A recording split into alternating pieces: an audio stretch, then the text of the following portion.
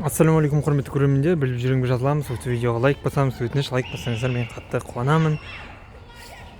Видеоның астында мысықтар туралы видеолар бар, қарап шығыңыздар. Подписаться деген бар, соны басып қойыңыздар. Мысықтар жалпы ұзақ өмір сүреді олар. Даланың мысықтарына қарағанда үйдің мысықтары ұзақ өмір сүреді. Мысықтардың өмір сүру ұзақтылығы 12 жас пен 15 жас. Ал даланың мысықтары ол 3 пен 5 жыл аралығында өмір сүреді. Ұрғашы еркек бәрі бірдей өмір сүреді. Ондай не жоқ. Ұрғашы аз өмір сүреді, еркек ұзақ өмір сүреді деген. Кастрация, стерилизация жасаған мысықтар 2 жыл және 3 жылға артық өмір сүреді. Кастрация, стерилизация жасамағандардан, яғни тумайтын операция жасағандардан. Ал британский мысықтар олар орташа есеппен 15 жыл өмір сүреді. Көбіне олар 20 жылдай өмір сүреді. Мысықтарда да адамдар сияқты балалық шақ, жастық шақ, қарттық шақ, репродуктивті жас деген оларда да болады. Жалпы марғаулар, котята 8 аптадан 10 аптаға дейін олар мамасына тәуелді болады. Одан кейін олар кәдімгі үлкен мысықтар сияқты қатты тамақ жеп бастайды. Жыныстық даму, яғни половое созревание, олар еркектерінде 8 пен 10 ай аралығында дамиды, ал ұрғашыларда уже 6 мен 8 айында уже жыныстық дамиды, бала туалады уже. 6 айға дейін олар кәдімгі кішкентай сәби, ал уже 1 жылдан бастап, кешіріңіздер, 6 айдан бастап ол уже 10 жастағы баламен бірдей. Егер мысық бірдей болса, ол адамның жасымен уже 10-да деген мағына. Ал 7 айдан 2 жасқа дейін олар кәдімгі біздің адамның жасымен уже 15-те деген мағына, бой жеткен. Яғни 12 айында бұл адамның жасымен уже 15-те. Мысық егер етте толса, ол адамның жасымен 24-те деген мағынаны білдіреді. Уже адамның жасымен 24-те. Так, жастық шақ, ол 3 жасында мысық 3-ке толғанда жастық шақ басталады. Адамның жасымен бұл 28-де болады. Егер мысық 3-ке толса, адам жасымен 28-де, ол мысықтың 6 жасына дейін жастық шақ болып есептеледі. Ал 6 жасқа толғанда мысық адамның жасымен 40-қа толады уже. Так, зрелый возраст, қарттық жас, ол деген 7 жасында басталады мысықтың. Егер мысық 7-ге толса, ол адамның жасымен 44-ге толғанмен бірдей. Ол 10-12 жасқа дейін жалғасады қарттық шақ.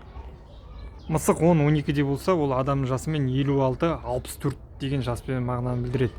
Өте кәрілік жас, ол мысықта 12 мен 15 жастың аралығы.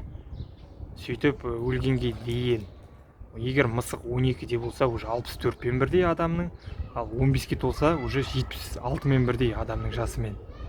Мысық егер 21-ге толса, ол уже адамның жасымен 100-ге толды деген білдіреді. Егер мысығыңыз ұзақ өмір сүрген қаласаңыз, оған жақсы уход жасау керек, тамағы дұрыс болу керек, жыл сайын ветеринарға қарап отыру керек, әрқашан қимылыста болу керек, породасына, генетикасына да байланысты, алғашқы ата-анасы ұрпақтарына да байланысты және жынысына да байланысты. Егер сіз мысықты бір жерден тауып алсаңыз, онда оның жасын білгіңіз келсе, онда ветеринарға апару керексіз. Ветеринарлар өздерінің арнайы заттарымен мысықтың жасын белгілей алады. Олар тіске, жүніне, етінің системасына және көзге қарап олар оның жасын анықтай алады мысықтың. Пародиялық мысықтар, пародисті мысықтар обычный мысықтарға қарағанда аз өмір сүреді дейді. Бірақ ұзақ өмір сүретіндер бар. Олар мейн-кун, бенгальская, русская голубая, сиамская, бирманская, рэгдолл, олар шамамен орташа есеппен 20-23 жыл өмір сүреді екен. Егер бір себеппен адамдар мысықты далаға лақтырып тастаса, үйде асырап тұрып, мысық ол өте тез өліп қалуы мүмкін. Олар үйренбеген, тышқан ұстап, машина, дыбыстардан қорыққаннан тез өліп кету қауіп бар. Сондықтан олар адамға жақын өмір сүреді, яғни квартира деген сияқтыларға, подъездерге. Даланың мысықтары не үшін аз өмір сүреді? Олар қауіп бар әрине.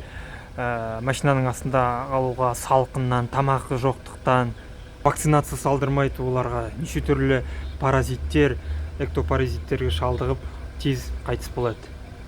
Егер мысығыңыз ұзақ өмір сүрейін десеңіз, әрине ол тамағына мән беру керексіздер. Мен айтып кеттім уже, уақытында тамақ беру керексіздер. Егер кішкентай сәби,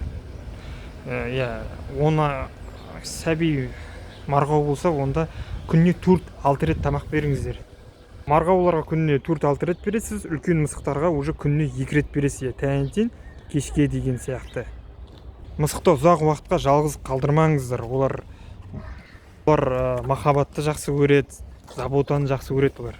Мысықта барынша стресс аз болу керек.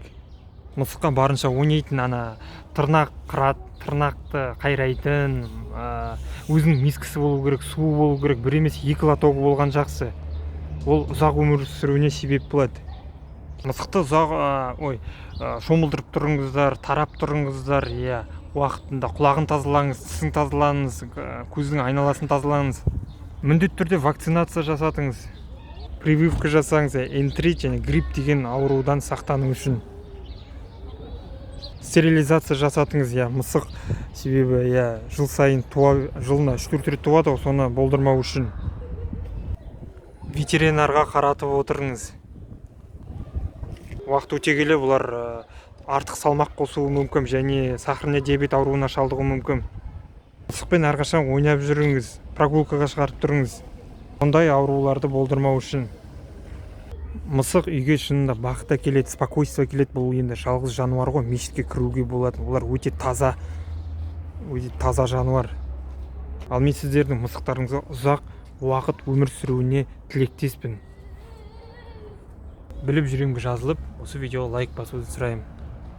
Видеоның астына подписаться деген бар, соны басып қойсаңыздар.